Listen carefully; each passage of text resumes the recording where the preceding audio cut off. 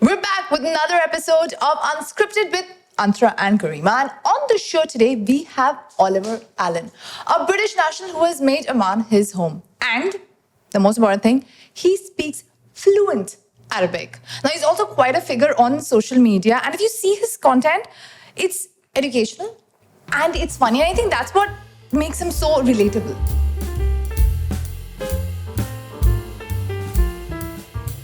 Well, that's true. And welcome to the show, Allan. Thank you. Thank you for the introduction, by the way. Okay, Oliver, we're super excited to have this conversation with you. Likewise. So are we addressing you as Oliver or Allan? Oliver. Oliver. Okay, Oliver it is. Oliver or Ollie. Ollie is Ollie. my nickname. Okay. Oh, Ollie. okay. Fair enough. So Ollie, Oliver I like it Ollie. is. So Oliver, we want to know your story. We want to know all about it. What brought you to Oman? Did you come to Oman looking for a job, or your parents were always here, or you had a friend, you came here for an adventure? Because these are the stories that we generally listen to when we ask people that, okay, what got you to Oman? Well, you're going to be disappointed then. Why? No, so I came to Oman in 2002. Okay. So And you were how 22, old? 22. So I was 12. Okay, you're not calculating your age. Okay. You'll figure it out. Okay. So what happened was my parents were teachers, still are teachers. So we moved, having been in Saudi, Okay. we moved to Oman Okay. for an adventure. Let's move. We'd been in the UAE, Okay. Saudi for a few years, and then my parents said, okay, let's go to Oman. It's nice, we'll check it out. Right. And the idea was, I think, that we would live here for 2 or 3 years Right. and then move on somewhere else. And what happened was we stayed. Wow, it's been That's the story of most of the people who are listening to you at the moment, trust me. I think That's a lot true. of people actually move here. We're like, okay, we'll go check how it is like. 2-3 years and then, khalas, we'll move. But then suddenly they just fall in love with the country and the culture and the people Yes, and subhanallah. everything. A lot, or people leave and come back. Yeah, a From lot the of them. expats, we have a lot of friends, like family friends, Yeah. who've left and come back. Oh, It's one of those things people can't, when they come, they can't stay away for too long. Yeah. It's one of those things. So your Gulf story technically started back in UAE, because from there you Yeah. moved to Saudi, and then from Saudi you moved to Oman. When was that? Which year was that? So we moved to the UAE in 95. So Okay. a very different UAE to the one Yeah. today. I think we were there for 3 years in the UAE. And that Okay. was also the plan when you went to Dubai, that we'll be in Dubai for a bit, then move. Yeah, I So think... what was different when it came to Oman? Like, you didn't stay there, but you stayed here. True. Maybe the age played a part, because I was really young in the UAE. I was still quite young in Saudi. Came to Oman. I wasn't that comfortable. I remember my first year in Oman, I didn't really like it that much. Okay. To be honest, because I'd got used to something, Right. having been in Saudi for 4 years, and I really, really loved Saudi. Oh. By the way, Okay. and we were in Jeddah. Okay. Right. Really, really amazing time. Right. So when my parents told me we were going to move here, I was like, I want to stay put, you know. So You've got your friends, all of that. Yeah, friends, and was just used to everything. Life. Yeah. Came here, it was different, obviously. It's a Right. different place. So there's things that are different. New school. And my first year at school, I probably shouldn't mention the school. It's not IBA. I went to another school for a year, and Okay. I didn't like it at all. Okay. Like, it was really not a good experience. So that first year in Oman was tough. Right. And I think another thing is, ironically, that in Saudi, we lived in compounds. Right. Okay. All the expats live in, or back then, we Yes, live in compounds. yes. Right. So we don't ever mingle with other expats, either from within the compound or from another compound. But I didn't have any interaction with, for example, any locals over there. And so coming here was very different, obviously. Our neighbors most of them were Omani to begin with. Right. And there were neighbors of different nationalities, but there was a lot more mixing. Right. So there was the kind of a language barrier, which it was an issue I'd never had before. Right. So I came here, because we lived in a compound here, Right. and most of the neighbors were Omani. We used to play football with them every day, Right. as you do when you're kids, you know. But there was a language barrier, and I don't know. It was a bit weird, and I just say first year wasn't so. And then you moved wasn't to so ABA. great. Yeah. And From how the did school it that we were get mentioning.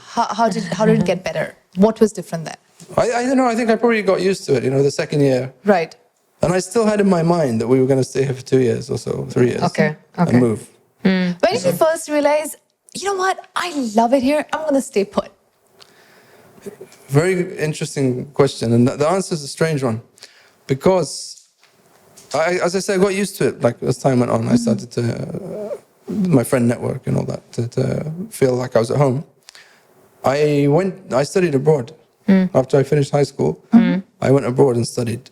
And I think when I went abroad, that's when I really, really, really realized like You started missing. what I was missing. Ah. And that's when I said, okay, when I finish uni, I'm going to go back and live in Oman because I really miss it.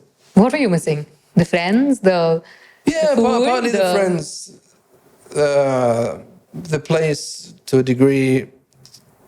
I probably can't put my finger on it, but I don't know, the life here, from my perspective, it's not easier than it is in a lot of other countries, but specifically the ones that I was in when I was studying abroad. It was a tough experience, to be honest. Right. Do you also believe a lot of people actually say for Oman that things here take their own sweet time and they happen at their own speed? I think that's part of it. It's a very calm life. Right. Maybe there's a negative side to that.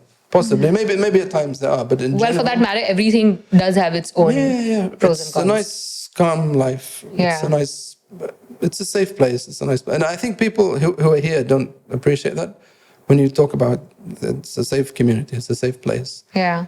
You don't have to worry about your kids going out and playing. Yeah. I think people who haven't lived abroad in the places where I've lived, I don't think they can really relate. Do you also believe that in the rest of the world, everyone is just moving so fast? They don't have patience. They want to do everything with a snap of a finger. Whereas here, when you actually do your work, it actually feels like, this is one thing that I learned in Arabic. I don't know if it's going to be right or not, but it says like, what? Shaheek Zafir Istirkha. Is that right? Yeah. It's like breathe in, breathe exactly. out, and relax. Yeah. Don't take your BP so high. Things will happen. Definitely. There is probably a negative aspect to this. Just inshallah, take it easy. Maybe, but I definitely agree. In a lot of places in the world in general, particularly in big cities, you get this. People are just too. They're always in a hurry for everything. They don't have time for anything, and they get worked up. And it's interesting. There was a guy I met recently from. He's originally American, but he lives in Singapore. Okay. Big city and all that. Right. He comes to Oman a lot. And in the last sort of 3-4 years, he's been coming to Oman. And we were talking about this. He said, everything here is so, it's calm, it's relaxed. It's not all, hurried and blood pressure and all that stuff. And he said he's like, I'm still, without realizing it, I'm still affected by this. I'm in Oman now, but I'm still in my Singapore mindset. I said, what do you mean? He said, well, for example, sometimes when I'll write you on WhatsApp, like join me up and have a coffee, and you don't reply to me at first. And I'll be asking my wife, I'll be like, Oliver's not replied, and this and that. And she'll be like, just take it easy. He's probably busy. He'll get back to you later, or he'll get back to you tomorrow. And that was interesting because I don't know. I definitely think that that's one of the reasons why when I was abroad, Right. I didn't feel that comfortable. Because everything was like quick. Yeah, fast. like in some cities, people don't have time to even. Well, they have time, but they don't say hi to each other. Yeah. For me, that's not on. Like that. That's not healthy. Yeah. People don't know their neighbors. Yeah. So if I had to That's ask you not- to list down things that actually made you fall in love with the country, what would be those? Well, I think the first thing is the fact that I was here and I grew up here. We're Right. talking about those years, sort of early teen years. I remember those years really well. Perhaps the places I lived in before I don't remember as well. So it's natural. I think most people have that attachment to the place that they grew up in. So without a doubt, that's one of the things. I would say probably for me, I'm outdoorsy. So Oman is a very, very... A lot of places to explore. Yeah, that's so your many place. places. Yeah. I've still not even visited probably most of the places in Oman. I'm not surprised. Yeah. A lot of people So who many spend like places. 30 years, 40 years haven't yet explored the entire country yet. And I started late because my parents are not outdoorsy that much. Oh, okay. So imagine we came here in 2002, right? The first time I went to Salalah was 2017. Ooh. Just to give you an example. Which is like almost after more So than 10 years. I kind of feel like I 14, wasted 15 years. those first 15 years or so in Oman. in that regard. I don't know. My parents are not very outdoorsy. But you're not the only one. There are a lot of people guilty of that, by the way, who have spent here some 20 odd years, but still wouldn't have gone to Salala for that matter. Or for that matter, a lot of other governorates. Which are way closer. I try now. I try. I like to get off the road to go to some of the less, I don't know what the word is, well-known places. But so that's one of the things, the actual physical place.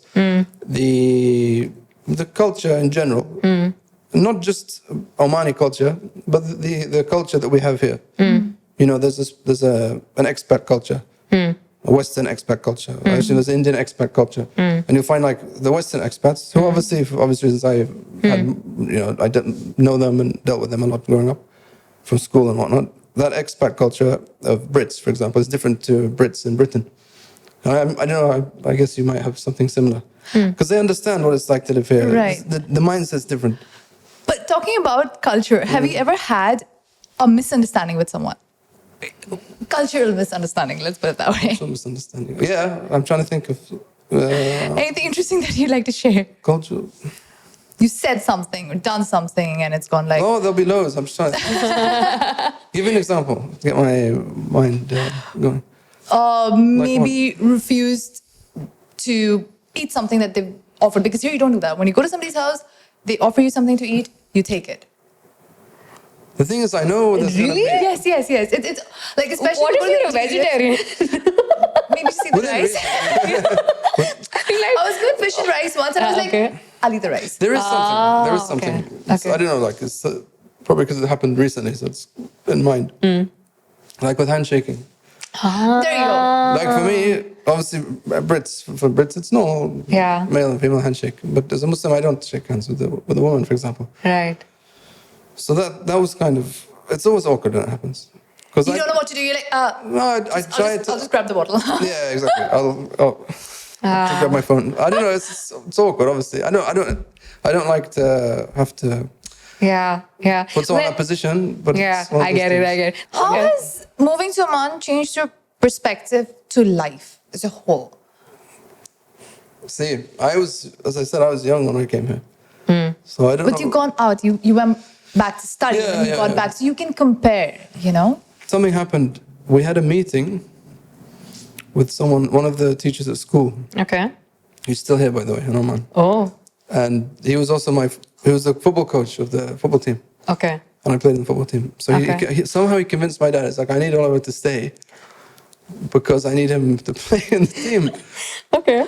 And I don't know how, but he also, from the academic side, he's like, oh, it'll be good for Oliver to stay. He'll be all right. And it was IB system. Right. So my parents had put it in my head that I wasn't going to be able to do IB. They said, you're not smart enough to do IB. So you have to move to Dubai. I don't know how that even made sense.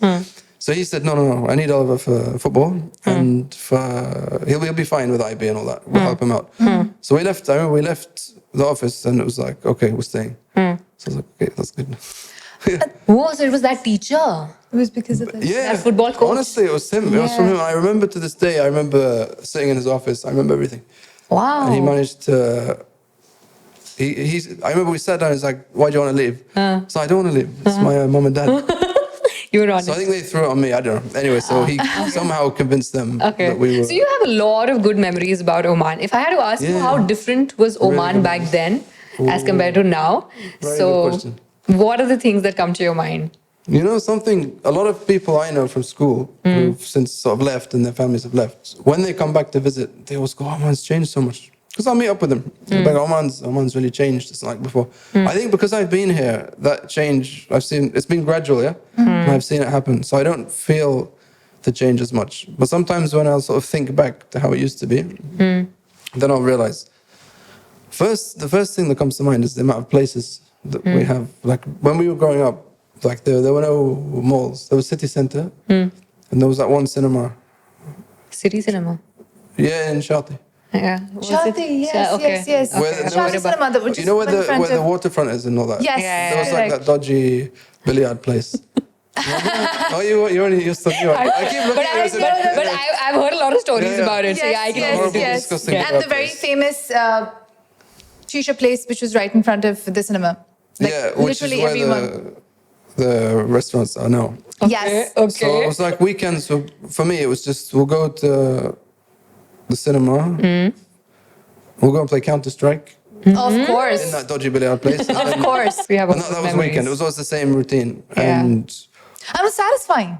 It was very fulfilling. it was fine. It was good. And plus, when I was that age, if you'd said, let's go to a mall, or let's go to this or that, I didn't have any money to spend at the mall. I used to get 5 reals a week, pocket money. Oh. And that included taxis. Oh. Which was very, On budget. very Yeah. tough for my dad. Yeah. But anyway, so yeah, it was different, I guess, in that regard. And I don't know, I think maybe in terms of the people, I feel like there were more expats back in the day.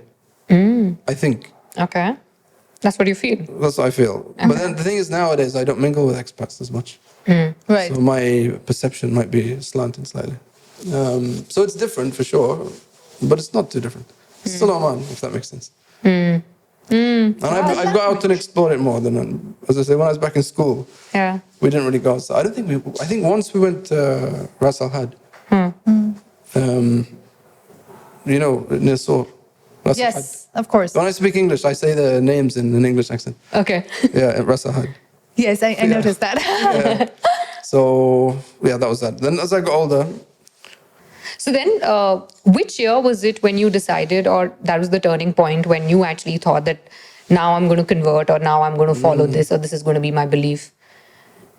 Was that Interesting. early in your life? or- No, not really, because I didn't have that inclination when I was younger. I wasn't I was very far away from that kind of stuff. And if you'd said to me, wind the clock forward however many years, you're going to be like this, you're going to be this, and Muslim, I would have said, no, that's not me. What happened was, when I went overseas, I went to America for uni to start with. And at the same time, as I said, the experience there, or the culture shock and all that, made me feel like, okay, I actually miss Oman. I want to go back to Oman. Again, even in terms of the religious side, that's when the interest started, because when I went there, it was like, oh, you're from the UK. Americans they like Brits a lot, so they were a bit obsessed. Like, oh, you're British, man. So I would tell them, yeah, I'm from the UK, but actually I don't live there. I live in another country Okay. called Oman, Right. and they didn't know Oman, which maybe we can forgive them for back then. So I'd say near Dubai, if you know Dubai, assuming that they would know Dubai, and they didn't know Dubai. Okay, the geography is just bad. That's another story. So anyway, when I would sort of explain and say it's an Arabic country or a Muslim country, then I'd get a lot of kind of loaded questions. Because this is 2008, so a few years after stuff went down there, So the perception of Islam was still not a positive one. Maybe still is not a positive image, but anyway. So I got a lot of questions, about how did you live in Oman with Muslims? How come they didn't kill you? How come? Oh. Yeah, how did you not? Why didn't they convert you? How come this? How come that? Very, very, very silly questions. Oh. Silly questions. Yeah. Lack like- of awareness about Yeah. different cultures. Yeah, so I would explain to them and say, no, actually, in Oman, we have people of many religions, Omani people, and then you have expat people of different religions. And they live in perfect Everyone's harmony. living together. No one pushes the other one to convert to another religion or this and that. So, and I told them the country, Oman, is more safe than America, by the way. Any day. Yeah, and I have stories about America, not a safe place. So yeah, the questions about Islam and stuff. So they'd ask me specific questions. They said, so why are Muslims very, what's the word? Like why is the religion very strict? These type of questions. And because I didn't know about Islam, so I couldn't answer the questions. But I didn't like to hear those type of questions. So I didn't like to hear those kind of comments about Muslims, because at the end of the day, my friends were mainly Muslim. I went to an international school, so I had friends from all cultures, all backgrounds, different countries, different Right. religions, different. Right. So I didn't. As my neighbors were local, so I didn't like to hear people talk negatively. So that kind of got me interested, at least to research more about the religion, just to at least be able to kind of answer come back to the questions that you questions, were answer the asked. questions Yeah. Correct. in a correct way, instead of just Yeah. answering from Yeah. what I feel or anything like that. Right.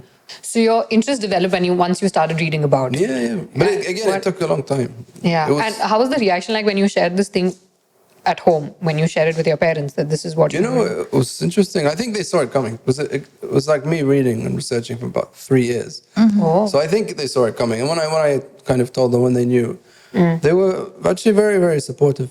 They didn't have any problem. They said, it's good because you've gone away and sort of researched and done your own research. Right. And you're convinced by this, so we're happy for you, actually. That's exactly what my mom said. Wow. Yeah. And I didn't envisage there would be any problem in this regard from before. And about the language, a lot of people talk as to how fluently Yeah. you talk in Arabic, right? And a lot of students have gone to ABA, a lot of students have studied Arabic there, but you have some extra fluency, right? So where is that fluency coming from, and what's the story behind that? Who taught you? Who's teaching you Arabic? Definitely. I'll tell you what happened. Arabic is interesting because as I got older, being in Oman, there was more. I picked a bit of Arabic up here and there, and then I had that. When I got a bit older, 16ish, when I really felt like Oman was my home, I did have an idea that I wanted to at least know the language of where I lived. Not fluently. I never honestly imagined I would learn to speak Arabic fluently. I think we can consider, alhamdulillah, the level of Arabic I speak is good. Very good, I would say. Alhamdulillah. So I never had that aim. It was just like, let me at least learn a bit of Arabic, phrases and basic Arabic. So that came from myself, in the sense that I made the effort to, with my friends, get them to speak Arabic, or when they would speak, I would try and make more effort to listen to them. Then, with time, it took a long time. I would have enough courage to try and talk to them in Arabic. Oh. And at the beginning, it's just maybe you'll say hi, Assalamu alaikum, and then you'll switch back to English. And with time, I kind of started speaking more Arabic and less English. Some Arabic with a bit of English, and then I don't know when, to be honest with you, after a number of years, I got to a point where I felt like I could speak fluent Arabic. You know, I was comfortable to speak Arabic in different types of settings. And then it really just with practice. Yeah, because I see a lot of these reels and a lot of these videos on your social media where you're... There's a lady there. Yeah. Oh, that's my wife. Oh. Yeah. Oh, okay, nice. Okay, so now we discovered that you're married as well. Okay, fair enough. And So you're there's another one in the reel, the little boy. He's not Is my that your son. son? Oh, He's not, thank God I didn't say that. He's not actually my son. Okay, that's But the a lot of people think he's my son. And you go with it. Yeah. He's my friend's son. So basically, you have this interaction, and then you have this conversation where you're discussing different words from English to Arabic, Arabic to English. And we do a lot of that. Yeah, so that's like technically happening a lot. So if you had to just kind of teach us 2-3 words which are going to help us for the rest of our lives, 3 words. what are those words going to be? Do you know how to introduce yourself? Like, my name is... Anna, I know this. Anna Garima, خلاص. Maafi Jarima. I think you learned that. But it doesn't make a difference. You know why? Why? Because some Arabs, they'll say Garima to mean Jarima. Because some Arabs pronounce Ja as Ga. Yeah, that's So it's the exactly same. what. So when I go to the airport, they look at my passport. I was like, and that's the first reaction. Your name is Jarima? I said, I know the meaning, but that's not the name. It's Garima, which actually in my language means What does it mean? No. dignity. Oh, subhanAllah. Yeah, so that's what it Garima is means. crime. Yeah, which I figured. Yeah, because most of the time when I used to meet people here, but this never happened with me back in UAE, by the way. Because again, like how you said, here you meet more locals and more, that language, and they understood, and they were like, oh, Jarima, do you know the meaning of your name? I'm like, yeah, I know that it's a crime, but I'm not one, by the way. Yeah, okay, so I know that. That's another phrase. What are the other phrases? I don't know what to we teach picked up you. words like taban, very tired. Yeah. Yeah. There's nothing left to teach. Yeah, right. No, but you said teach me some basic phrases. You seem to have the basic phrases. Tell me something you want. Tell me in English and I'll give you. Hey, I learned another one. Arit flus. Oh, okay. That's one of the important phrases. So, yeah. Very, very, very important. Yeah, so it's like, this is very important. I need to know this, right? Yeah. Arit What else have we flus. picked up? Like, these are the words that we generally like when we talk to the. But that's people. good. That's impressive. You know why? Because again, from my experience, most expats, maybe I'm talking Western expats, but most expats, I think in general, don't have these phrases. My parents, by the way, don't speak Arabic Oh. at all. Yeah. Oh, not even like. No, like my dad maybe he knows Assalamu alaikum, kif halik. I think that's all he knows. He knows okay, maybe a that's- few words. Yeah. My mom doesn't really know anything. My sister understands, but most expats really don't have any grasp of Arabic at all. Okay. Right. But although, From you my, know, sorry, you were saying. not from my experience. Right. But you know, more than the language, you've embraced the culture, you've embraced the customs, and all of that shows on your social media. How did that journey start? Like, when did you decide that you're going to use your social media platform to educate people, to share that kind of knowledge? One of my friends said, you should like put your Arabic to use. You should maybe do videos and stuff like that. This is probably about 14 maybe, 2015. Okay. I was like, no, I don't want to do this. It's not my thing at all. So I know you should. You can speak well. Like you should do it. Wasn't convinced. One day, someone, I can't remember who it was, showed me. There's a famous guy on Instagram in the UAE. Okay. Again, Western guy. He speaks Arabic. Okay. Really, really famous guy. So they showed me like, oh, look at this This guy's guy's profile. Like, yeah. look, he speaks Arabic really well. Yeah. I was really impressed. I was like, wow, that's so cool. And I was like, oh, he's doing videos like what they told me to do before. It's like, oh, maybe I can do that. I think because I saw an example of someone Right. doing it. And then social media was quite new at those Right. times. 2014 is what you're talking Yeah. So I was like, okay, I can. So I made an Instagram account and a YouTube account. And I started doing videos. Which were all about the language that Just videos. The first video I did was, I talked about myself. I think I was in the car Right. filming from my phone. Such bad quality. No, like no mic, no nothing. Yeah. It was embarrassing. So you I gotta just start filmed from and I was there. like, what should I say? I asked my friend, what should I say? Just like, introduce yourself. Okay. I'm Oliver from the UK. I live in Oman, blah, blah, blah. So I did that, and it didn't go viral, but it got quite good views and stuff. And I continued. Every now and again, I do videos. I just talk about sort of random stuff. I didn't get famous, and then that was on YouTube and Instagram. The videos didn't go viral, and I don't know. I didn't really expect it. To But you were happen. consistent. You were still rolling out content. No, you were not still consistent. I stopped after a while. I was like, you- oh, this is boring. So Okay. I stopped. And Okay. out of the blue, a couple of years later, someone knew someone who worked in the radio, the Okay. TV in Oman. okay. And it was like there was a gathering. And he said, oh, this is Oliver, by the way. I was sort of not paying attention. They were talking about me. He said, he speaks Arabic. Blah, blah, blah. You should maybe do like an interview with him or something. And anyway, so they told me afterwards, they're like, oh, such and such a person was there from the radio. And I knew who the person was. I'd seen them and stuff. So anyway, so such and such says they want to do like an interview on TV about Arabic, how you learn Arabic, speaking Arabic. I was like, yeah, that's good. And I said, I know if I do this, like the video will probably go viral. So that'd be quite good. It'd be cool, you know? So I did it, and that's what happened. I think people were quite taken aback, like, oh, he's a British guy and he speaks Arabic. And in Right. particular, he speaks kind of like local Arabic, Correct. which helped. I think that Right. got people quite sort of, they were like, wow. Not that I consider it to be a big achievement. I lived here and I learned the language. So I didn't do it too much. But But people don't know that. yeah. People don't, not a lot of people know Yeah, that. maybe. I mean, now they do, but Yeah, so I got big on social media because of that. And then in terms of, because you're asking about the content, right? How Right. I think at the beginning I sort of was like, okay, I got famous in Oman. how did that feel? Were you That was actually checking? Were you refreshing your page every 10 Yeah, at the minutes and beginning- 20 minutes? Yeah, at the beginning you it was were? going up big Right. time. Like I think I had 500 followers. Okay. And I did the interview and it went viral. And then it was going up 1,000, 5,000, 10,000, 30,000. And then that was weird. How did you feel? Like I would go out. I remember the first time I realized that I was famous. I went out to the wave in Moj.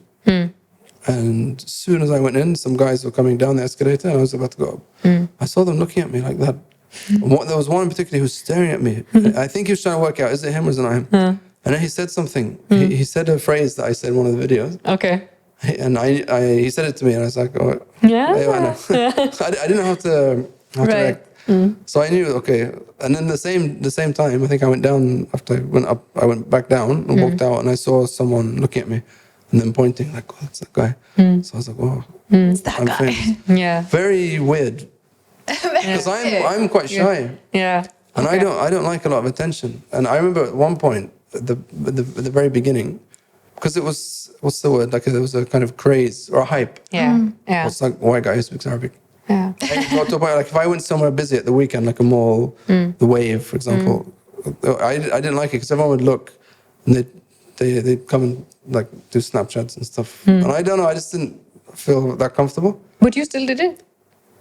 I didn't stop. I just said, okay, I'll have to just not go maybe anywhere that's too busy, you know, at the weekend. Just it's a case of, because I liked what I was doing. I enjoyed it, that aspect. The fame side of it, well, I mean, it has its perks, but maybe that particular aspect is something I wasn't so So cool with. how did you actually strike a balance there where you one side saying that you're quite an introvert, you're a shy person, you don't like that attention. On the other side, you're also getting that adrenaline, that kick when you see the number of followers, when you see those kind of views.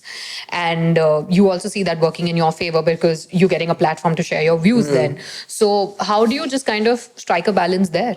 You know, I think what's good in Oman is the fact that the way the culture or the society is, it keeps you in check because you can do anything on social media to get like likes and views and all that. And as we know, in most cases, the easiest and quickest way to get likes and views is to be controversial or to say and do things which are not.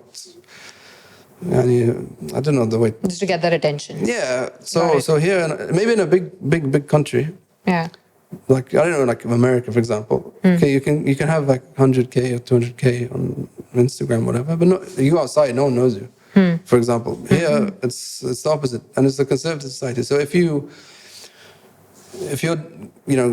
getting famous and likes and views off the back of things which are not acceptable, then when you go out and people see you, you'll get that feeling that they're laughing at me, they're making fun of me. I imagine. Has it ever happened? Have you ever had any backlash ever? No, I wouldn't say I've had backlash, but I don't know. Like when I first started, it was kind of the videos I was putting out were just they were. I was talking in Romani, Arabic, and one of my friends said to me, and the videos went really viral. So he said, "It's good what you're doing." He said, "Just be careful. It's good that you've got famous now, but try not to continue with these videos too much because people might think of you just as for a laugh and stuff like that, and then that might impact your sort of social status later down the line." So that I was like, okay, I need to maybe make sure that I'm putting out good content that has a value, that's beneficial. There's nothing wrong with fun content. Like Correct. we don't want boring things. So you do understand that whatever you put out on social media, it does come with a certain amount of responsibility. Yeah, because for you sure. do have the power to change the mindsets. Yeah, You do there's have definitely- like people following you and believing what you're saying. Yeah. And after a certain number of following and views, and you do understand that. Yeah, I realized that very quickly, that there is a social responsibility because at the end of the day, people are watching you. So even things which aren't related directly to your content, people will look at and pick up on simple things like filming while driving. Regardless of the content, like filming while driving that's socially irresponsible. And you're filming yourself while driving, and that's going on social media, and you have followers, some of whom are more impressionable if they're maybe teenagers or early 20s. So you kind of normalize these type of things. The language you use, of course, the content, how you present yourself. So all of this falls within So when you social think of responsibility. any social media content in terms of a reel, a story, a post, anything, when you think of it, even before putting it out there, what are the things that you keep in your mind, or what are those boxes that you want to take that at least this is what should happen if I'm putting out this to the world?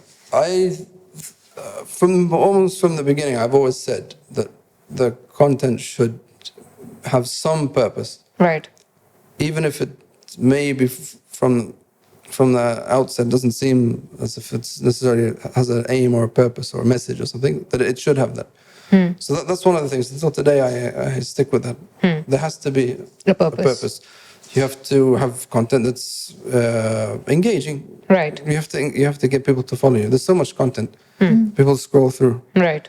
You don't catch them within the first, I don't know, second, 3 seconds. Yeah. I think 3, to be honest. If you don't catch them, then they're gone. So it has to be engaging, has to have some added value.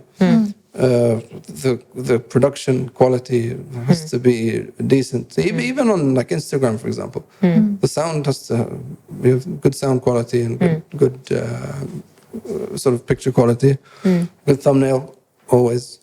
But I don't know, and that's my kind of what's the word, like Checklist. checklist. We can go checklist. There's a word in my mind in Arabic. In English, I can't think. See, Okay. Al-Qalib. Regardless of the actual content itself, I have to have that, or we can say the checklist. Okay. Has to be ticked. Yeah, the boxes have to be there. Yeah. Okay, so if I had to ask it differently now, when you put out the content there, what is that you're trying to achieve with all the content that you're trying to put out, or all the content that you're uploading on your socials? What's your one common purpose or one common agenda? Okay, it can be anything. Some Yeah. people put out the content to get the followers. Some people put it out for fame. Some people put it out for money. Some people put it out for fun. But the end goal I think is they're all something those else. things. I think all of those, for me, those things have to be there. Like to produce good content is there for me.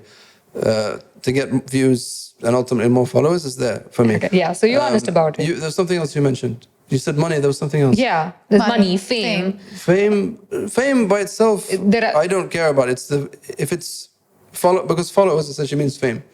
So that's a good fame, I consider. So that's fine. Money, sure, I think so, because as content creators, people again don't realize this, but you do need to be making something, I think, because you're giving your time, a lot of it's your time. time and effort. Yeah, exactly. Time and effort. There's nothing wrong with making money from social media. Yeah. So that's ultimately there has to be some growth, which leads to Has to maybe be sustainable. some income. Right.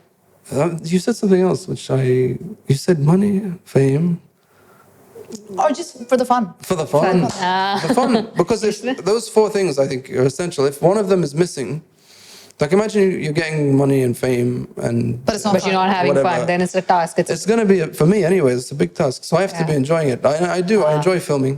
And it takes time. You take a whole day Right. filming, but I enjoy it. I enjoy reading people's comments. It's even if someone has a negative comment that's constructive criticism, I don't have a problem. I enjoy that because then I say, okay, I'll maybe if they're correct, implement that next time. So that all goes in with the fun. Even the fame side. Going back to what I was saying, like at the beginning, it was quite daunting, but I think. Now I do get stopped from time to time. People come and say hi, and they'll maybe take a selfie, or I'll just notice them looking at me. I've kind of got used to that, and it's. I feel like that type of fame is fine. It's manageable. It's fine. And I think people are respectful here. Very They don't- respectful. Yeah. People are really respectful. So there's no issues. They don't jump on you like, Yeah. hey, get me a picture. I just like at the beginning there was a few sort of Snapchat things, and I hate that when people get the phone out in your face. I think it happened twice when I first got famous. As for now, no one does that. So I honestly, from that regard, I can't really These are complain. the things that you think of. Let's say there are a lot of people actually till date and still out there who are trying to make a mark in social media, but are still in a very, very, like the beginning kind of a stage where some videos are working for them, some are not. You have had quite a journey in terms of building it up, and then you said that no, this is not for me, and then again you got back to it. So if you had to give some tips and tricks to someone who's trying to make that mark in social media with a purpose, trying to really make a change through that, what are the things that they can really try and implement? I think you have to stand out because social media now is huge. I mean, there's so much content you can consume now. I mean, the last few years, it's that what do you call it? Scrolling. Yeah. If it's Instagram, if it's TikTok, if it's Snapchat, if it's even YouTube Shorts. Yeah. Just scroll. Got a second, get their attention. Don't get their attention, they'll scroll. Right. I don't know if it's up or down. I don't know. Anyway, so you have to stand out. I mean, I say do something that you want to do something you like, do something you're good at. If you have it doesn't have to. You don't have to necessarily have a message. Some people, their content is comedic. There's nothing wrong with that. I mean, people want to see that type of stuff. You come home after a long day at work. Right. You don't want to watch a religious lecture necessarily, right? You might just want to switch off.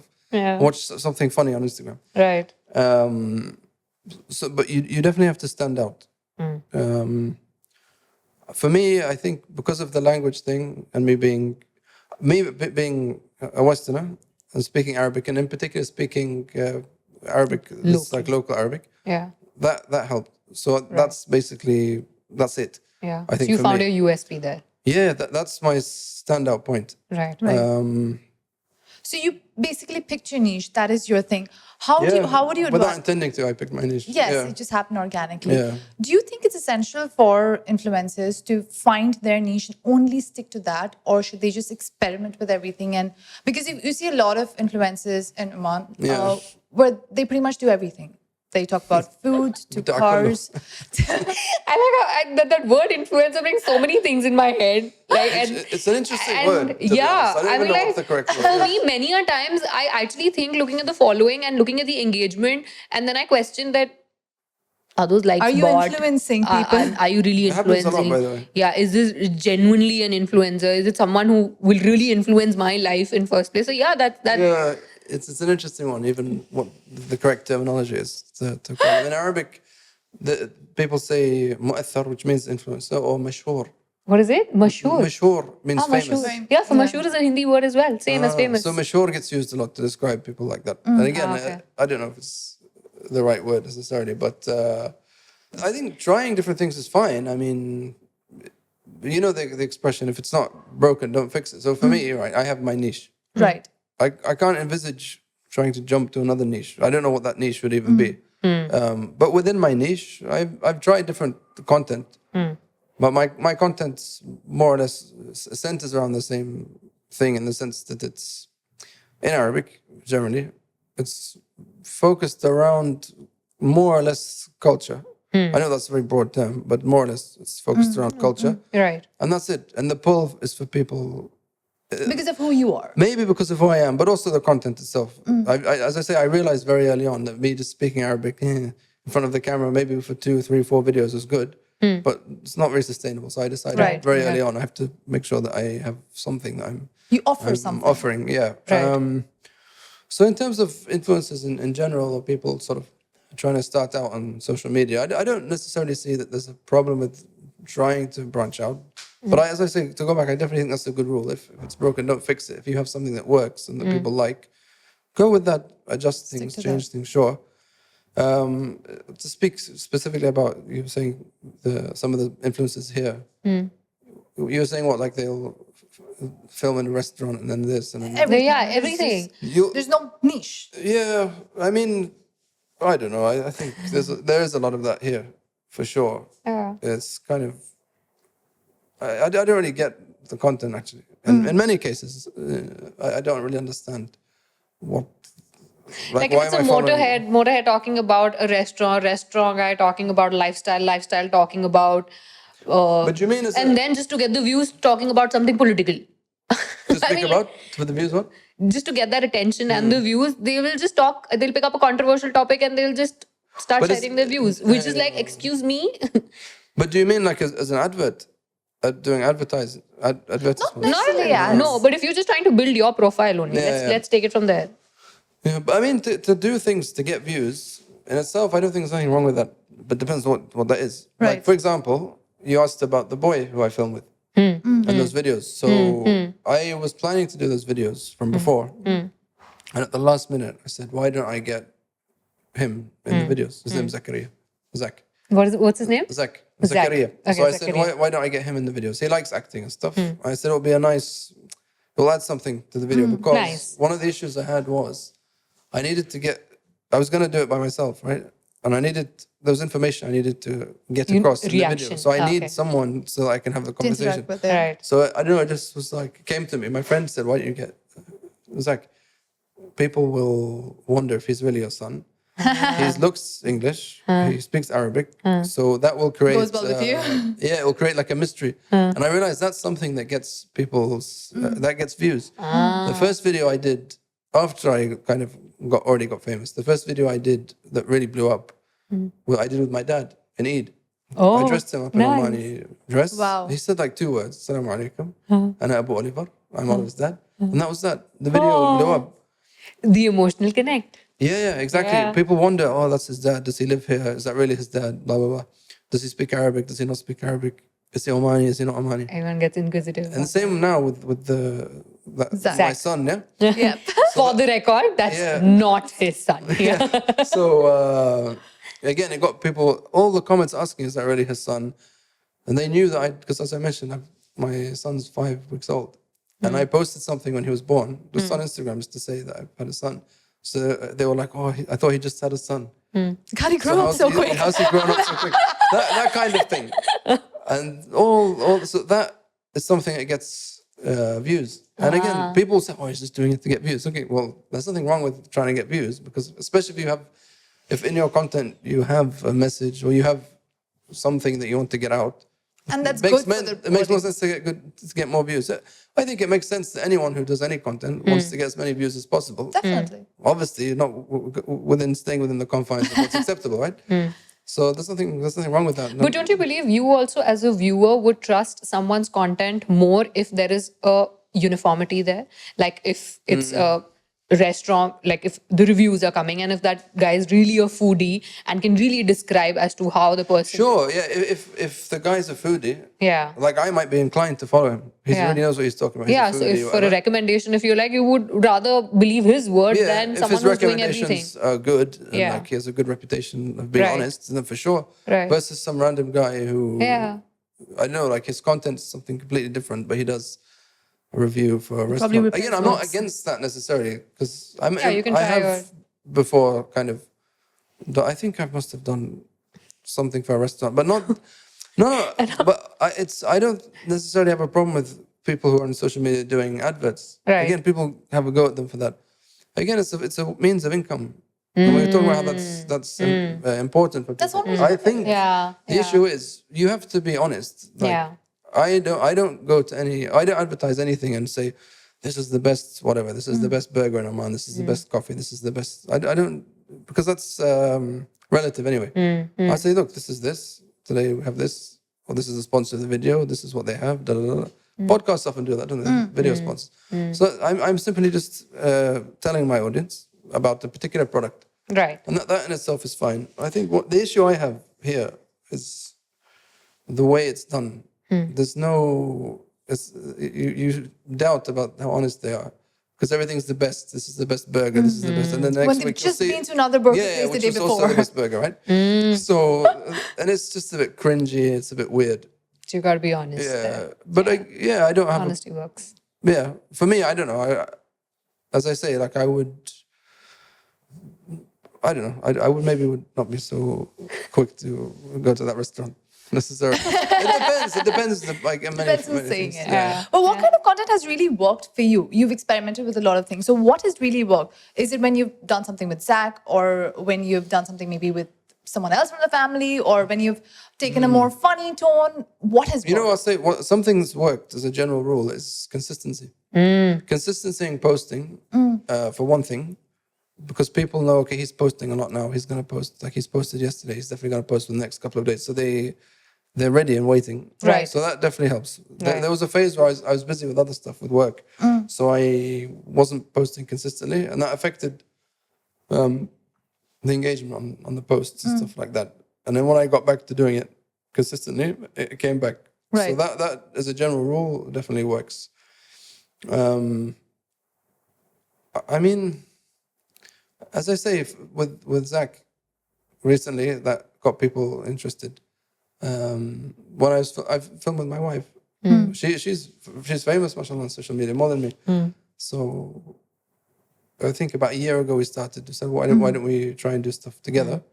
So that got a lot of attention and stuff. Right. Oh, that's like her followers would say, oh, that's Maria's husband, and vice versa. Right. But it doesn't necessarily have to be like that. I've had stuff where I've been by myself, just talking, and that's got good views. And sometimes I can't put my finger on what it is exactly. But I don't know. try Like to sometimes crack that. there'll be something. Oh, this video is definitely gonna blow up, and it doesn't. No. They And- don't have a video which Right. I feel like, oh, it's a good video. It's fine. Yeah. Something special, and it blows up. Yeah. I can't Like, what did I do right there? I can't put my finger on it. I don't know what it would be. I don't think it's to do with the time that you post. I don't think it's to do with. I mean, the way I film is the same. But So you don't it's not believe in particularly all of this, that controversial. there's a particular time when you should be posting it, or you don't believe even in the fact that, okay, there should be like certain things to be, this is the format, this is the there should. template, or these are the days when you should be. So there's No, I or think you I actually think, track it. I think it's good that you have like a checklist and you have all Calendar. this Yeah. stuff, and Yeah. you try as best to, if it works, to stick to it. Yeah. But there will be cases where you'll stick to all those things, But it's still and not doesn't- work. yeah, and then you might do something which you don't think is as good, or you might post at a random time because you don't have time to post, or you forgot, and then subhanallah that video goes viral. That happens, but I do think it's good to have those criteria if you see that they work. For me, for example, with Instagram, until now, with the time, with the posts, I figured out a good time. With stories, I can't understand because it just one day you'll get this many views, and the next day it's something else. So I can't work it out.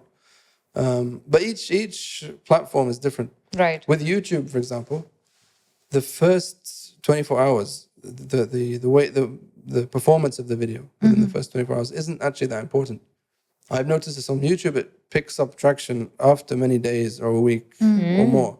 Oh. Instagram, no. Instagram, it's that time. Okay. I don't have TikTok. I think TikTok's probably the same. Yeah. So, but as a general rule, again, if something's not broken, don't fix it. So if a certain time works for you and this and that, and stick with it, I think. Correct me if I'm wrong here. I think you have a good amount of experience working for proper media and then now social media. Okay. So you've had and so you had your experience in both. Yeah. Do you agree to the fact that back in the day when people were only consuming different forms of media, where there were journalists who were really researching the stuff, or before even breaking any sort of news, they would really fact check and they would interview a lot of people before letting the word out there. Whereas now, because of social media, everybody just wants to be the first one to get the number of views there without even, or just share another video just to make sure that, okay, they are trending there. Okay, Yeah. so we are in very different times right now. For sure. Where back in the day, where you used to have these professional journalists who were working really hard on a story, cut to now when people are like the first ones.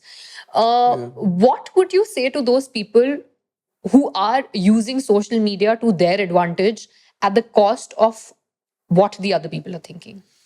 I think obviously it's true. Like if you look at the age we live in now with social media and the news, it's unprecedented. Like it's completely different. It was even a few years ago. We're not talking many years ago.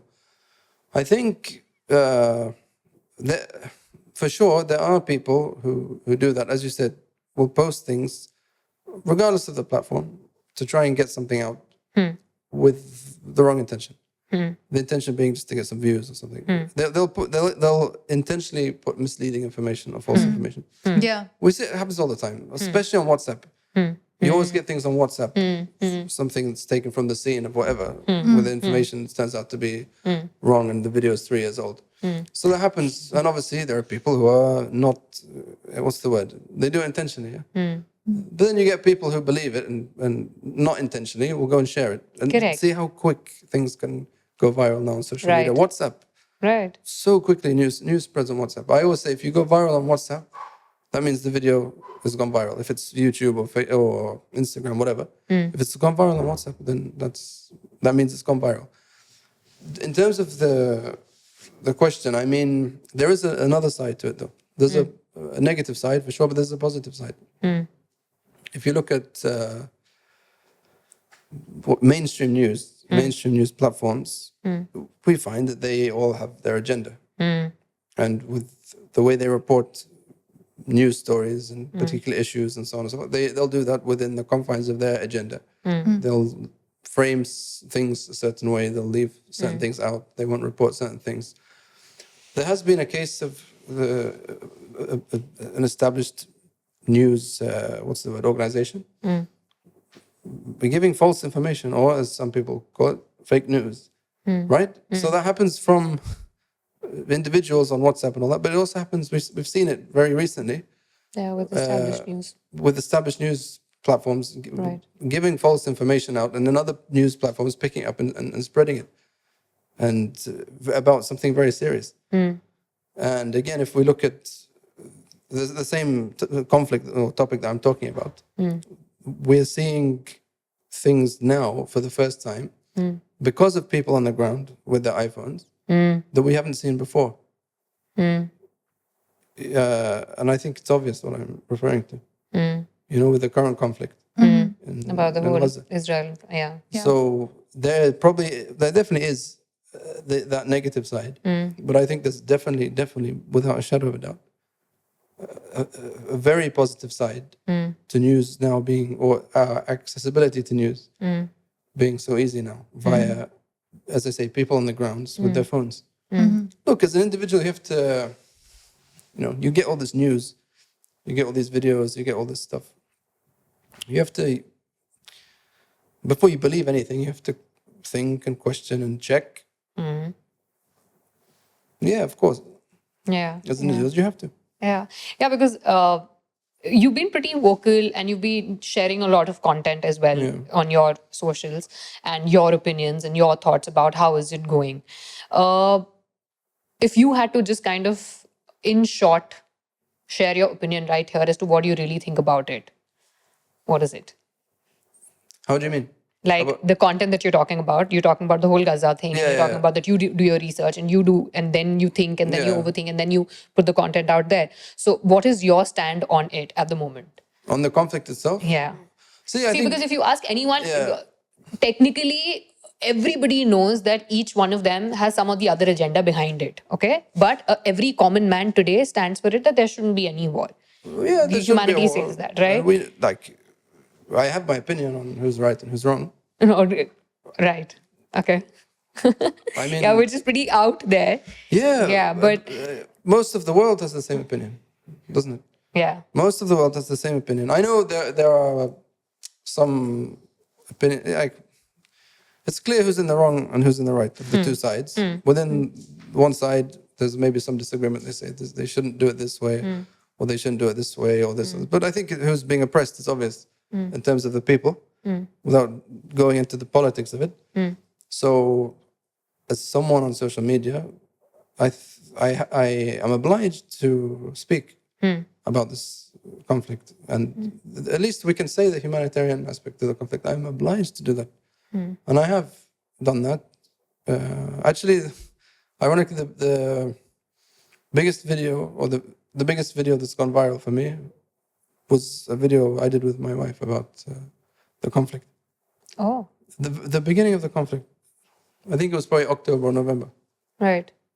Got like almost 10 million views on Instagram. So the point being that when I have a platform like that, Right. when anyone has a platform like that, Right.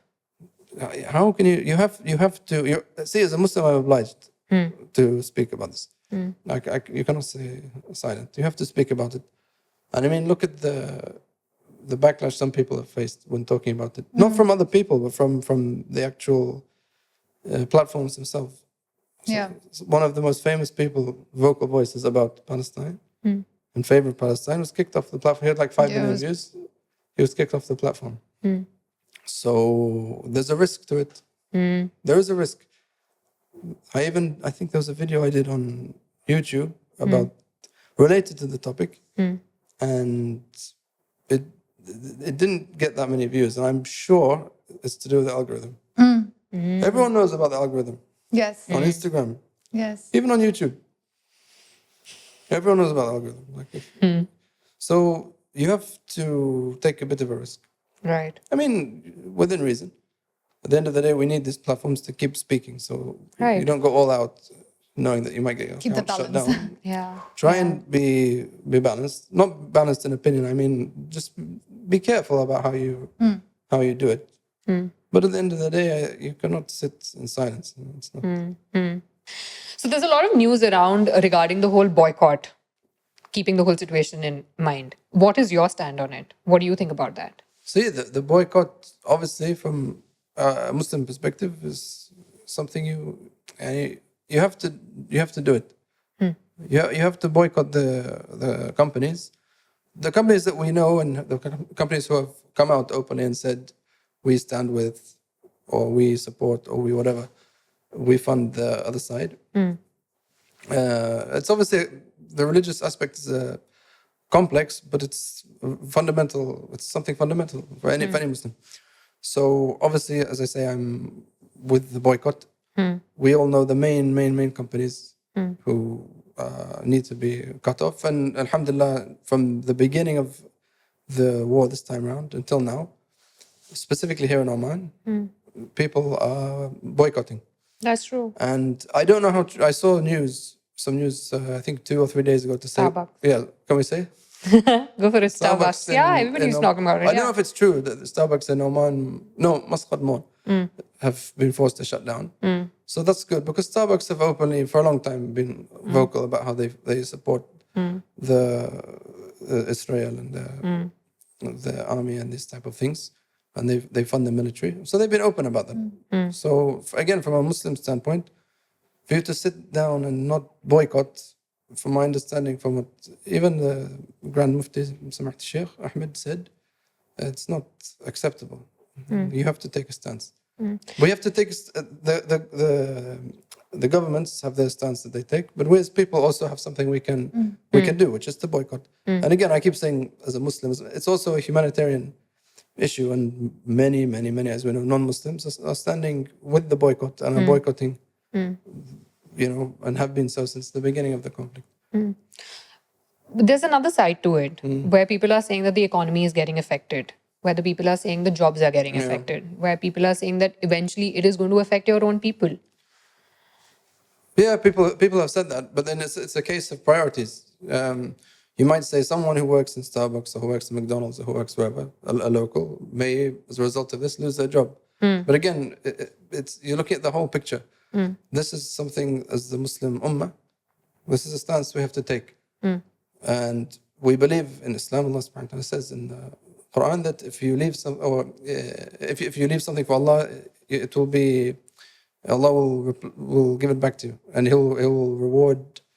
Again, I'm trying to translate on the spot. Okay. If you have, you can say it in Arabic, and then you can come back to English. It's okay. But the basic idea is, if you have, if you're God fearing, Allah will reward you.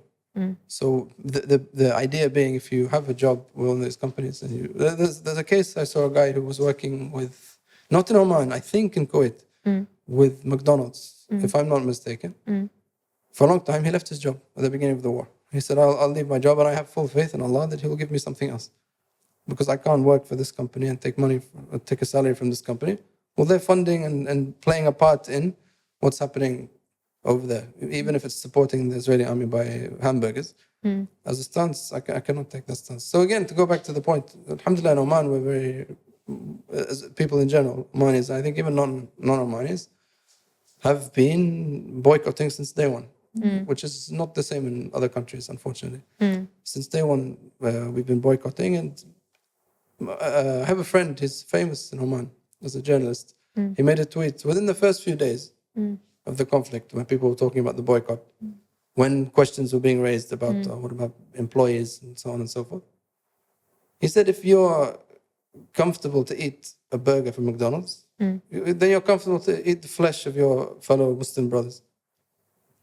And It's quite a bold statement. That's the truth. Unfortunately, too many people are sleeping from the Muslim Ummah. Sadly, yani. But in Oman, alhamdulillah, people have the awareness. And as I keep saying, we're boycotting, and I don't see anything that suggests people are going to stop. And I see a lot of active engagement even on your posts. People say, everyone has their own opinion, has their own And views. this ties back to what, sorry to cut you. Yes, go for it. No, we were saying about social media, content and news and so on and so forth. I think now, because of what we're seeing, every day I see videos on Instagram of horrible things. Really horrible things. And I think this fuels people. We used to hear about this before. There was a war in 2021. Since I've been in the region, we hear about different conflicts and so on and so forth. This is the first time I have seen stuff like this. Videos of this stuff. And most people, I think it's the first time. More so than even 3 years ago. That fuels people. It's fueling people who are not maybe non-Muslims or non-Arabs, who don't have much, even not living here, living in the West, who don't have much idea about the conflict. It's getting them to go and protest, to boycott, and so on and so forth. So that's my opinion on it. It's, I personally, I cannot imagine myself not. It's the least I can do. As a Muslim, it's the least I can do. What is the kind of reaction that you're getting on the content that you're putting out there on social media regarding the same? Because you mentioned that you read the comments, you reply to them, you have that engagement. Sad. The general response is good. There's obviously there's I don't know if they're real accounts or fake accounts, but there's They'll always be there. Yeah, they'll from Israeli people who are supporting Israel, and they will post things and say Hamas or this or you're wrong or ma'arif or كذا. And they'll bring up things about 40 beheaded babies, which I was talking about before, which turned out to be not true, and so on and so forth. And sadly, there's some very misguided Muslims who say things like, we can't boycott because the ruler didn't tell us to boycott. It was mixing politics and religion, which is not, may Allah guide them, because it's a very wrong understanding of the religion. But generally, the feedback is positive. But my wife's account, for example, by the way, got shadow banned on Instagram for like 3 months. Oh. Because I didn't get shadow banned, she got shadow banned for that. Is it because you have that you work for a law firm and you have that link in your profile? No, I didn't work for a law firm. But There's you a do link have a in link in your Instagram, on your Instagram account, which is a... I know that. Yeah. So I you know basically... because it's written in Arabic. That's why it's not maybe clear. Okay. What it is, yes, there is a link for a law firm. Yeah, so you don't work for a law No, firm. I'm not a lawyer. Okay. I don't work for a law firm. No. Okay, so then why is that link there? What then? it is that law firm is how do we say it? Like they represent my account, if that makes sense. So if, for example, if I were to get in trouble for something, I have the law firm. If I've never got in trouble, they would represent me. Right. On the contrary, if I wanted to raise a case against someone because they, I don't know, posted something very inappropriate on my account or something, I would go through the law firm. So we have an agreement. And this happens? It's very here? common. It's that law firm in particular in Oman. They specialize in Most cases of like this. we go back to influences. Yeah, so Most of the influencers should technically have this, you're trying to say. These type of things, and in particular the same law firm. Oh. So I don't work for a law So firm. you have an agreement with a law firm where they protect you against any of that stuff, I've or never if had anyone any is issues even... with anything, but it's always good to be on the safe side. Ah, that's something Once there was something where I talked about something, and I said, before I post the video, let me just run it by them. And they said, you're fine. No, they didn't. They said, don't mention this, change this, and don't say this. Apart from that, you're good to go. So that kind of Oh, so you do consult with them on certain issues? Yeah, you have to, I think. So someone can actually put a case on you if something goes wrong. Not you, but generally. Yeah, like for example... Has it happened here It's happened before in Oman. with influencers? Yeah, because if someone posts something obscene, like as a comment or something, or I guess a message, it's your right to take that up in court. Like if they swear at you or something, you can get money for that. It's happened before in Oman, I've heard. Wow. But then the opposite can happen. If you say something, if I go and talk bad about a specific company, Yeah, because then you're they could... defaming the Defaming. They Yeah. could. So maybe I'm going to have a case now from Starbucks and McDonald's. No, so it can work the other way around. So then if that were to happen, I'll go to my guys at the law firm and they'll hopefully bail me out. Got it. Okay, so if you're not a lawyer, then what do you do? Oh, okay. So I do something sorry very to ask different. it so straightforwardly, but I didn't find a better way to ask that. Very different to... I mean, I know that you put out content on social media, but I'm sure that you're not There's doing more to that. it. Yeah. There's something else. Doesn't pay the bills, unfortunately. Yeah, exactly. I mean, I didn't say that, Yeah, but... so what I do is I run programs, youth programs. Okay. So the program is called Fitiah. Okay. It's the Arabic word, Fitiah. Well, I taught you a word. Yeah, what does that mean? Fitiah is like, it means, it sounds weird. It means boys. Youth is the best way to say it. Youth. Youth. It's a plural though. Fitiah. Fata is boy, and Fitiah is like the youth. Okay. So we do youth programs, and they're like religious programs. We give them like religious teaching, but then there's also we do like fun activities. I don't know if it's like Sunday school kind of. If that makes sense. get it. Okay. But it's not on Sunday, and it's not good. You're in Oman. But yeah. So we'll take them like to wadis. Oh. We do football, Learning the fun sports, way.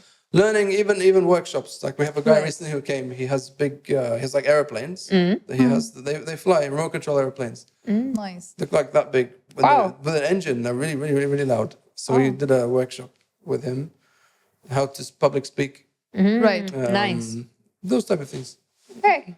Oh, okay. So that's my work. That's what I okay. do for work. Okay. And since of course we are in the this is a little bit of a charity thing also. You're giving back to the community. Yeah, in your own way. Yeah, there is an aspect of that. Because we noticed that. I mean, salam al afiyah, we tried to do something good, but we noticed that there was a need for this. Me and my business partner, we noticed there was a need for this in the beginning. Well, we started 2.5 years ago. So we said we can do something business-wise, and we can give something back. So I would like to think, yeah. Right. And with us being in the middle of Ramadan, what do you have planned? Ramadan for me, I know for most people it's about eating. And stuff. I don't know. I like to eat, but in Ramadan I can't eat much. It's funny. When I fast, after a day of fasting, I cannot eat that much. So Do you remember the first time when you actually First fast fasted? that you You do? Actually, ironically, I wasn't a Muslim when I first fasted, but I became Muslim during that month of Ramadan. Oh. So what happened was, this relates to what I was just saying. I fasted the first day, Okay. and it was not that bad. Surprisingly, I was really worried. It was easy. Like I got thirsty a bit around midday, and then it kind of just went away. I think, if I remember correctly, I got hungry towards the last hour maybe. So anyway, the sun set, and I was like, okay, as soon as the sun goes down, I'm gonna pig out and eat. So I got loads of food ready, and I had made a biryani, and like some sambusa, tea, coffee, biscuits, lemon, all the things, water, anything you can think of, it was there on the table. You went all out. I went all out, and I don't know if you've ever fasted, but when you go all out after fasting, Your body doesn't accept it. my stomach, Yeah. like I got bloated. I think I lay down until the next day. I honestly couldn't move. So I learned a good lesson. Okay. So are there any tips and tricks for the people who are fasting for the first time? Something that they should keep in mind? Something that worked for you? Something as a tip, I don't know if I have anything to offer, but something if you're fasting for the first time, something you'll notice is in the night when you come to eat, you'll really appreciate food. Even things that maybe normally you consider to be like whatever, it's fine. I don't particularly like it, but when you've been fasting, you'll eat it and you'll feel really nice. Yeah, really grateful, and you'll really like it. I think that's also part of the teaching, right? You appreciate and respects and basically be grateful for the fact that you have food on your table. All right, before we go, let's do what we did last time. What do you say? A rapid fire. You do. Whatever you can think of. Yeah. Okay. Right? Fair enough. Do you want to go first? Um. It's simple rapid fire. We ask you questions. First thing that comes to your head, just hit us. Okay, like one word answer or just Yeah, there's gonna be one word answers. Khalas. Okay. Oh, Bring it khalas. Okay, let's do this. Okay. Since we're talking about Ramadan, let's start from there. Your favorite thing about Ramadan? food. That doesn't make any sense, but that's the thing that came to my mind. That's being honest. Omani food that you love. Hello. Favorite Omani phrase? Oh, ممكن نك. Hey, say that again. ممكن. Huh? What? It's the first thing that came to my mind. You know, that's okay, but can we say that? I hope we don't have to edit No, it's it. fine. Mukinnik is a very, very Omani way to say how are you. But like you'll hear it. It was used in the past more than now. No one says it. Ah, what is it? Mukin? Mukinnik. Mukinnak. Mukinnik. Ah, that's a new thing that I learned Old today. Omani men will say, Mukinnik. Mukinnak. Ah, Mukinnak. I don't know why that came to my head. Ah, okay. Mukinnak. Okay. okay. Your go-to spot for kahwa. See, qahwa or coffee because... Kahwa. That's why I said kahwa. Can I add karak also to it? Huh? Okay. Can I add don't like karak? You don't? I like Go-to karak. spot for karak. That's Oh, better. he doesn't like karak only. I like karak with, from the house. I like, but without sugar. For qahwa, I'll be honest, I'm more of I like cappuccino and this type of thing. To be honest with you. He's honest. He's honest. Yeah, to be honest. Okay. Okay. Any Omani tradition that you're in love with? Your favorite Omani tradition? Let's put it this way. There's a tradition called munashida, Munashda. which is like when they take the akhbar wal ulum. You know, like in Arabic, when people say hi, they tend in English, hi, how are you? That's it. It's longer. In Arabic, it's quite long. In Omani, it's quite long. And there's a tradition which is like, it's called munashida, which is basically, say you come to me from, this is my house or whatever, and you've come to visit me. I'll ask shay akhbar, but in a very specific way. If some people are with me, maybe one of them will tell me, take his news. So I'll tell them, no, take his news. They'll say, no, you take his news. Okay. Then I'll say, do you have any news? You'll say, no news. Then I'll say, shay ulum, which means the same thing, but a bit different. And you'll say, no, I don't have. And then you'll say, what about from your side? I'll say, no, I don't have. Oh. Yeah, there's a reason for this tradition Okay. from back in the day, but it's a nice tradition, I think. Yeah, that's quite interesting to know. But the Make answer is sure- always, you always say, no, I don't have any news. Then you sit down, have coffee, then you tell them the news. But the tradition is like that for a Okay. reason. Yeah. Okay. Yeah. Okay. Yeah, that's what they do actually. When they meet, they say kefil hal, then they ask about the family, then they ask Yeah. about the work. Yeah. And if two people come to me, if it's two people, I will ask them. I'll ask one of them, or in general, I'll ask guys, do you have news? Between themselves, they will. If someone's going to say, no, you answer him. No, you answer him. No, you answer him. Like that. It's like with the door, right? You go first. Yeah. You go first. Yeah, Okay. exactly. So that's some people say, interesting. oh, it's an old tradition, it's annoying. But it's, I don't know, I like It's it. nice. in its way. I like it. Okay. Okay, favorite spot in Oman? Are you more of a beach, mountain, anything? See, the game is that I give the first thing in my mind. Yes, first thing in your mind. Come on, This go one. for 3 it. seconds. That's going to be honest. This one. Very Can I nice. change? You can, okay. Salah. Okay, now if you had to choose between Nisba and Salala, There you go. which one's your favorite? Oh, it's too hard. I'm just going to say Salah. To be honest with you. Okay. In the Kharif. I saw that coming. I'm like, okay, fair enough. A hobby that you can only do in Oman and not do back home. A hobby. Like, Yeah. going to the wadi and like having a day out at the wadi. Okay, final one. 3 places that you would take a tourist to when somebody visits for Oman for just 10 days. Nazwa, Salah. Okay, that's two. That was easy. Smart. Shatir. Third one, Or Old Muscat. Matra. Yeah. Okay. And 3 things you'll make them buy? Halwa. Okay. Halwa al-kibsh. Halwa kibsh. Halwa kibsh is like halwa made of sheep. Oh. Yeah, it's not very. Omanis know it, but some Omanis don't know it. It's not very, very common. Okay. I'll make them, but I'll buy it for them. Okay. Something else. That's funny. Will you buy the khanjar? Because that's what everyone gifts as خلاص خنجر. You're not It came to it came to mind. It came to mind. Come on. It did come to mind. Then See, this is how you influence. The last thing I'd say is I'd get them to buy a kumma or a musar or something like that. Yeah. Hey, interesting. All right. final one. Go for it. 3 words to describe Oman. You can say it in Arabic. And we're going to learn. Okay, home. Bait. But home, that doesn't have the same home meaning like not home like a home. Like Oman is home. In Arabic, you can't say Oman Bait. It doesn't make sense. So then how do we say it? Oman You say Oman وطني ما أعرف. Does that make sense? أحبك Oman? I love Oman. أيوة أحب عمان. أحب As Oman. in, so we can say home. حب. The last thing I have to say, Islam, because of my connection to Oman, I became Muslim. Lovely. Wow. That was quite a conversation there. Thank you. Yeah, it was lovely knowing your story. It My pleasure. Yeah, I feel like I and- have loads of stuff that I didn't say, but really, we'll call you for a part 2 then. sounds good. Dolver, continue to inspire people and influence Thank you. people the way you're doing. Inshallah. And thank you so much for joining us. Thank you. Thank you. Thank you for joining us and Ramadan Kareem, and have a nice one. Yay! Thank you. Thank you so Oh, thank much, you. Oliver. Thank That was you good so fun. much, guys.